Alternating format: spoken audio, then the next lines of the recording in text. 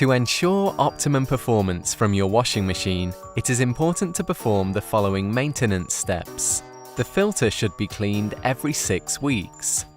Before beginning, ensure you have a shallow dish and a towel to collect the water and clean up any accidental spills. Open the filter cover on the front of the washing machine, either using a coin or firmly pushing the drain filter cover to release, depending on your model. Pull out the emergency drain hose and remove its cap. Water should begin to flow into your dish. If the dish fills with water, replace the cap, empty the dish, and repeat this process until the water stops flowing. Rotate the drain filter counterclockwise and remove from the housing. Clean out any debris that may have gathered, both in the filter and the housing.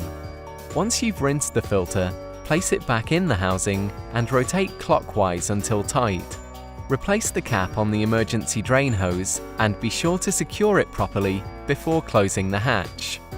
If your machine displays a 5C check code, it means it has not drained the water correctly.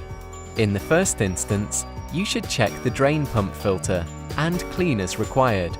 Be sure to power off the washing machine at the mains before moving it forward to check the hoses. If you find that cleaning the filter isn't successful, check that the drain hose at the back of the appliance is routed and installed correctly.